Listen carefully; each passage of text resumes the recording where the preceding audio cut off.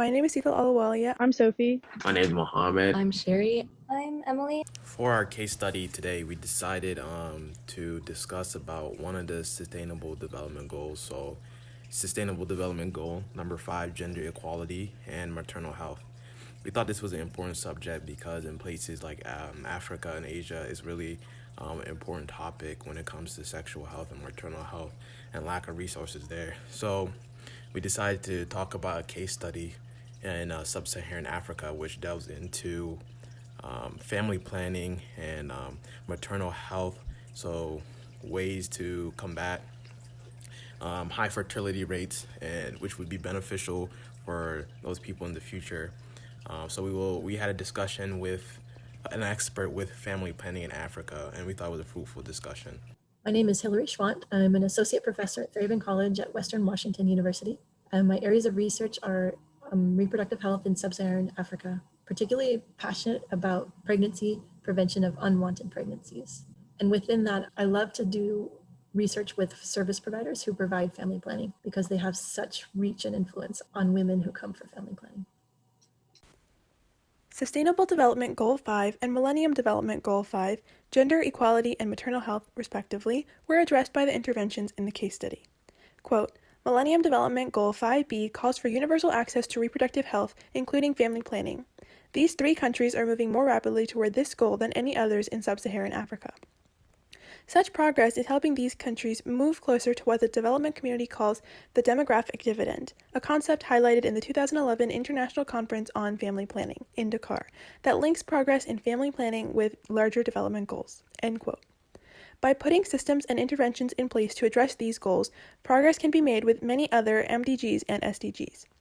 By empowering girls and women, many positive cascading effects can take place. For when you educate a girl, you educate a nation. By educating women and girls on family planning and contraceptives, you are empowering them to reclaim their power in other facets of their life. Women are more than just bearers of life, and they deserve to be treated as such. This leads to the next idea that women should no longer be dying from preventable pregnancy-related causes. We will explore this further with Dr. Schwandt. In your opinion, what are some other interventions that can be implemented to address SDG and MDG 5? So how can we make contraceptive use even higher? I think what we really need is we need government leaders and other leaders to just be out there and talking about these subjects openly. And it hurts me a lot what's happening in our own nation right now with the US in terms of what we've gone through. And so I feel like we're going in the wrong direction. Like if our conversations are only about abortion and whether you're for or against it, for me feels like a dead end. And those conversations, every time they appear, they move us away from what I feel is the MDG or the SDG of getting more contraceptive use.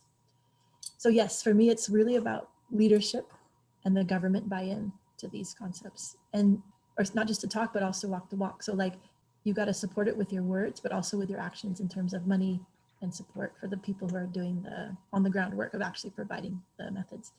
And then I think we also need to work on the demand side through, I think media works really well. So using the best media channels for the culture that you're in, you know, what do people listen to? What do they watch?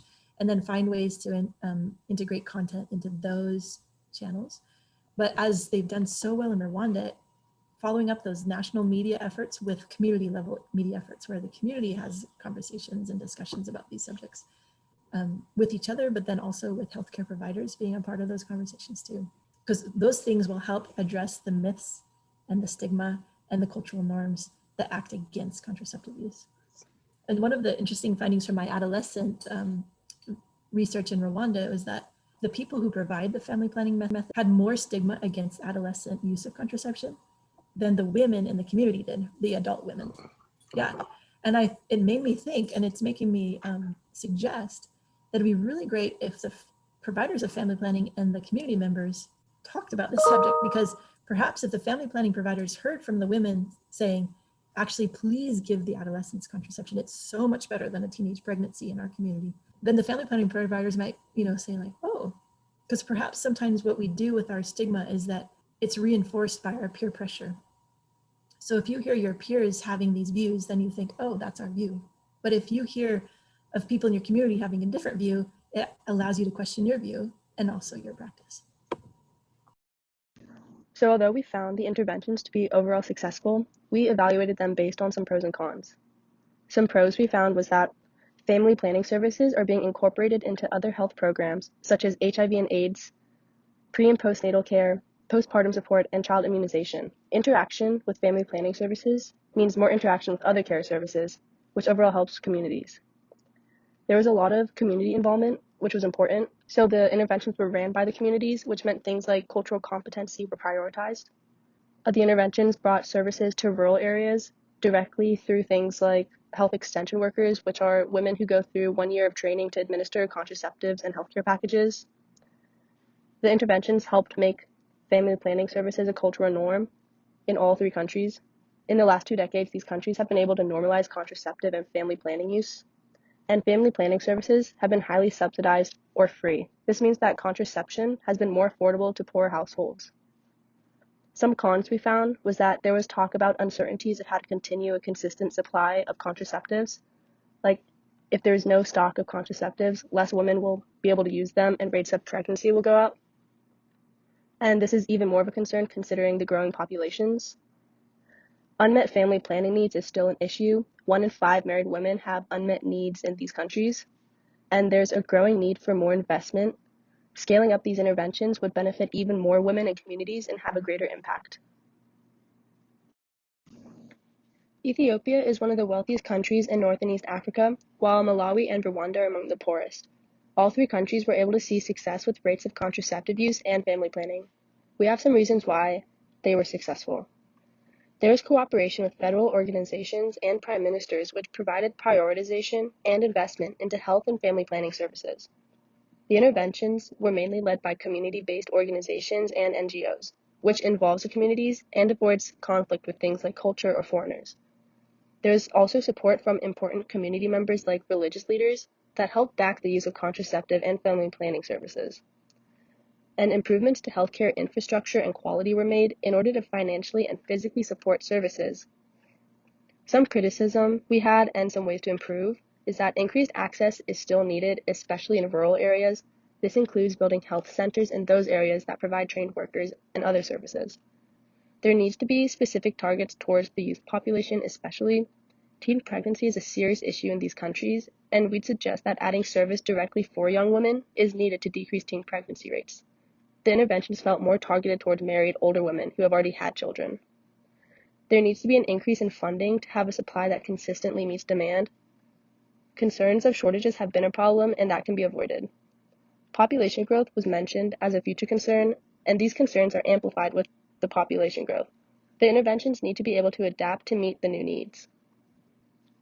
So we start off like talking about like methods, like contraception methods, and they talked about like the choices between injections, pills, or using something like condoms. So like, in your opinion, what do you think is the best contraceptive method, like cost-effective wise and like effectiveness?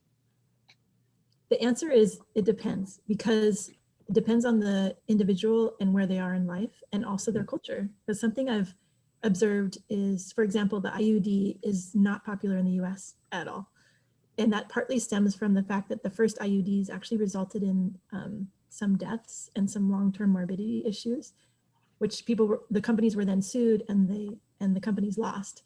Mm-hmm. So the IUD is like, has a shadow on it here, reduces people using it. And in something I've observed that I really enjoy observing is in Sub-Saharan Africa, there's a clear preference for injectables. And this isn't my area of study, but I always have thought that if a woman has a choice between injectable and IUD in a culture where fertility is prized, there's always a concern about fertility being disrupted or lost. And if a contraceptive method was used in an area where reproductive organs are located, that causes alarm, versus an injection, which is, so far from reproductive organs, it maybe feels safer. Yeah. So I think injections and actually implants are really growing in popularity in Sub-Saharan Africa. It's a little bit harder to see because they started so low. So that increase looks like it's not much, but in places like Nigeria, which wasn't part of this report, implants are just like taking off in a way that the other methods aren't. And is it a cheap method also, like the injections? Is it cost effective? That's a good question, because so you probably read in that report, Rwanda, as long as you buy health insurance, contraception is free. So cost actually really differs by where you are at. So again, as a comparison to the US, to get an IUD is incredibly expensive. But in many nations in Sub-Saharan Africa, it's more affordable than here, but it's much more expensive within the cost of living in those nations. And then in some places it's actually free because there's different programs or whatnot to support that. Okay, thank you. And how should like countries maintain a constant supply of the contraceptives, and how do they like promote women to like consistently use them? Good question. So the supply one is really, really fun too, because many countries don't make their own contraception, so they import them. And I think there was even a cool part in that report about, was it Ethiopia that had removed any import tax on contraception so that they weren't delayed? Yeah, that right? was Ethiopia. Yeah. That was really interesting, right? Like to think about where these are coming from in order to meet the supply in a nation. So for me, ultimately, a nation makes their own contraception, because then those concerns about, you know, they're coming from somewhere else, there's all these barriers that could happen, right? Like a natural disaster, blocking the shipping lanes and all those things. So then you wouldn't have to worry about that. But I think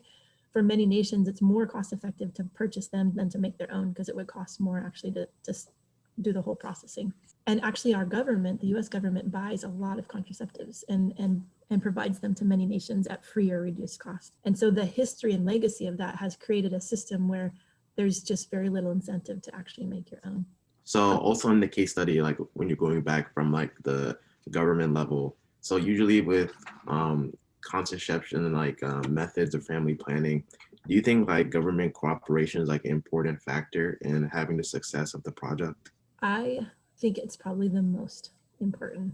And I have been shocked at how powerful governments are in areas of family planning. And for me, I started doing research in Rwanda because Rwanda's contraceptive increase was so impressive. And I was just like, I want to learn from this experience that Rwandans have had, because it's so awesome. And like, what if other places could learn from Rwanda's experience and take that?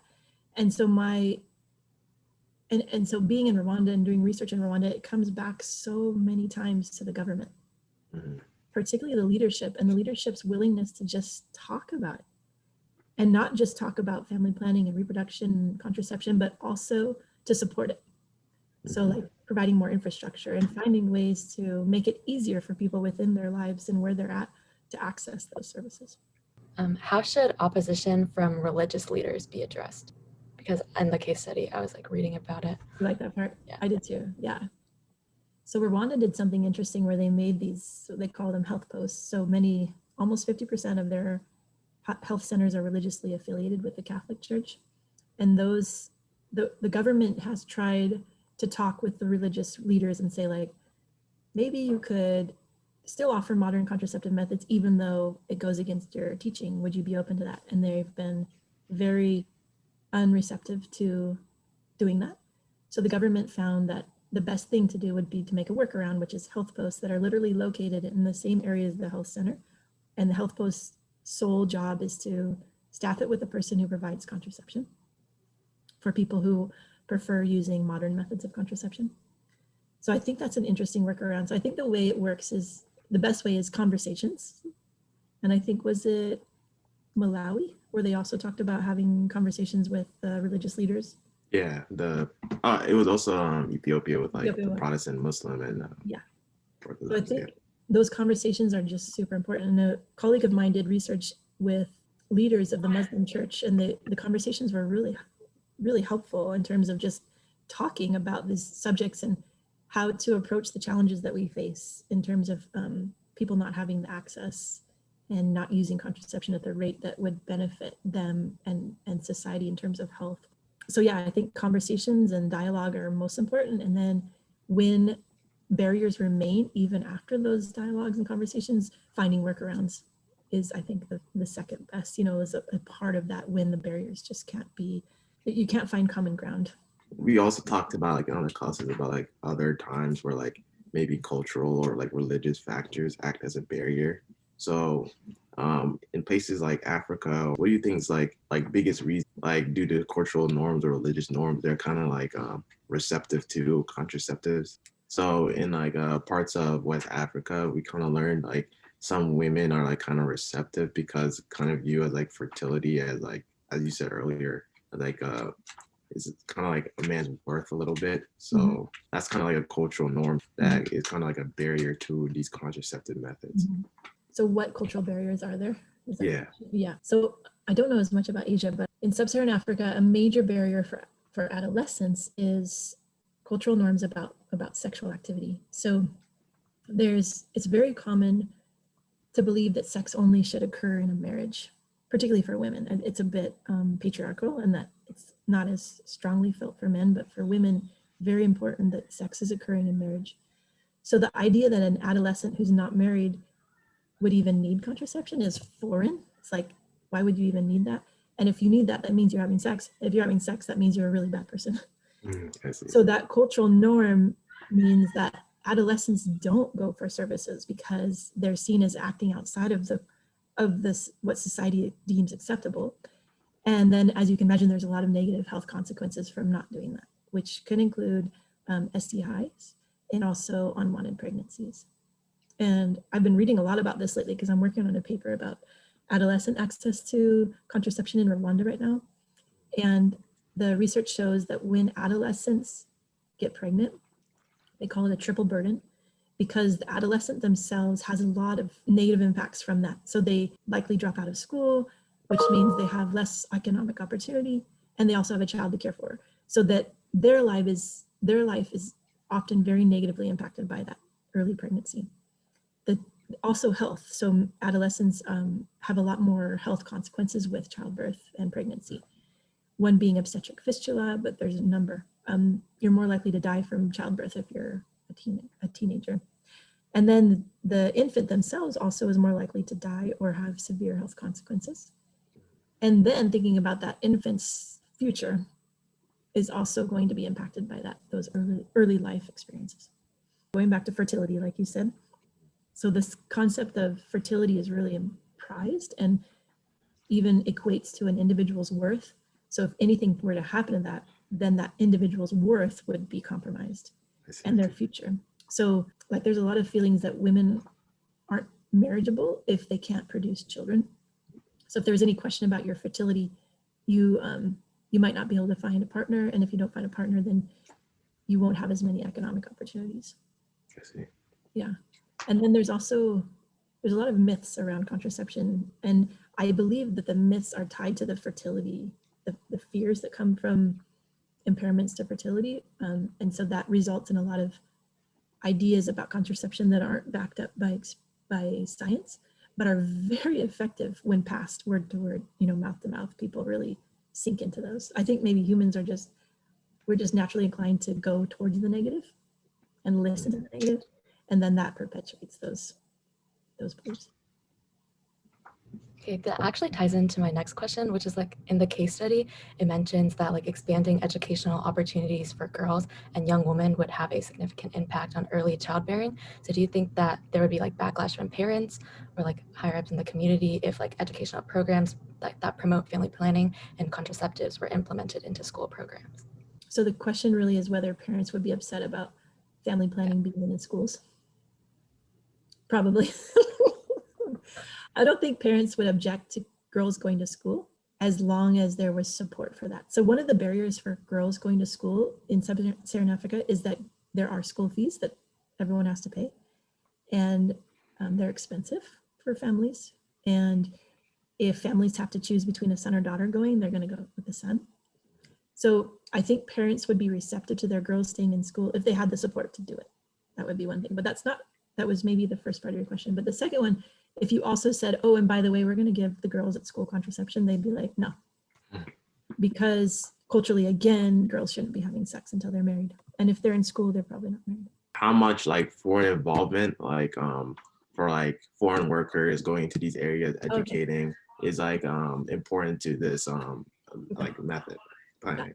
So it's more about like, what are these foreigners doing in these places? Yeah. Sensitive topics. Yeah, it's a good question. So in truth, I've never gone anywhere in Sub-Saharan Africa and told people what to do. I see. Yeah, so it would be very inappropriate for me to walk into a health clinic and be like, okay, these people need IUDs and these people need condoms, and I'm going to teach you how to put in an IUD, because actually I don't know how to do that. So I see my role more as someone who observes what's happening and then reports back on that as a way to help individuals and governments learn from those experiences. And so I think foreigners do have a role in other nations in areas of need to help move the agenda towards solutions. I see. And that's my role right now. My research really is about, right now it's all focused on Rwanda and like, how can the world hear more about Rwanda's family planning program, because it's very impressive. And I would just love to see that success worldwide. And like, how could we do that? And how can we learn from experts doing it so well? But previously I've done work where it's more so like, this nation has low family planning use. What can we do to increase it? And in those types of scenarios, what the foreigners do is they partner with people in those communities who are already doing that work. And they say, you all are doing great work. Can we give you some more money and some more training and some ideas about how to do this maybe a little bit differently, or expand on what you're doing, or just make it bigger, or try to make it more effective? So that's really what foreigners do. So do you think that ties in with cultural competency and like having respect for the culture and like religion beliefs that are different from your own? For sure. That's really important for any foreigner in any other country, right? Is to be aware of that. And mostly to be, like you said, to be sensitive and to be sensitive to the fact that you don't know, and that you're a foreigner, and that your space is not to make like, it's okay to make mistakes, but to be a good observer and try to learn and not make those mistakes. I think we also, as a foreigner who does research in other cultures, I rely a lot on my partners and collaborators to help me with that. And I never want to be in a position of being the voice of something, right? Like, I'd rather be behind the scenes and learning from my collaborators in those spaces. So learning over like, for kind of like forcing idea. Okay. Exactly. As a starting place. So to kind of wrap up, I think you brought up a lot of good points. So do you think like the future of Africa, like Sub-Saharan Africa, is positive when it comes to like fertility rates and like kind of controlling the too many children per family? To be honest with you, I think it's a mixed bag. I think there's some nations, like you all got to read about some highlights of really great work in Malawi, Rwanda, and Ethiopia. And I think South Africa is doing a pretty good job too. But West Africa, I think there's so much improvement that needs to be done. So I think when you think about the whole region, yes, for some, a little bit for others, not much for others. Like Niger, for example, gives me a lot of anxiety about what's happening in Niger. And it was said really well in that report. There was a quote that came out of the Maputo protocol meeting about the consequences of rapid fertility, or of high fertility on everything else. And I feel concerned about that occurring for some nations. And I think that's going to be felt so differently by nations based on how well they've prepared for those moments by supporting their family planning. That's interesting. That's quite interesting. Like, why do you think there's like a big difference between like West African countries and like the Central and Southern like African countries like Rwanda and Ethiopia? Yeah, well, also interesting to think about, like Uganda has made progress, but nothing compared to Rwanda and their neighbors, right? So Tanzania, similar story, some progress, but in many of those, in those Central African countries, it's been leadership that hasn't been consistent about this. And West Africa, I think partially the leadership has been so quiet on the topic. And if they're really going to start using at the rate that is best in terms of health and safety for everyone, they're going to have to be much more bold and actually talk about this subject. So, what do these interventions mean for the future? The analysis of these interventions can help model and inspire new interventions. Analyzing the effects can also help further research in this field and allow better application of these methods by seeing what demographics it best aided. Additionally, the success can help garner more attention and funding for related or similar interventions. The interventions analyzed in this case study not only display successful examples, but also the importance of good leadership. Our discussion with Dr. Schwandt further emphasizes this point and connects it to what's happening in family planning today. Lastly, we would like to thank Dr. Schwandt one more time and everybody who listened to them.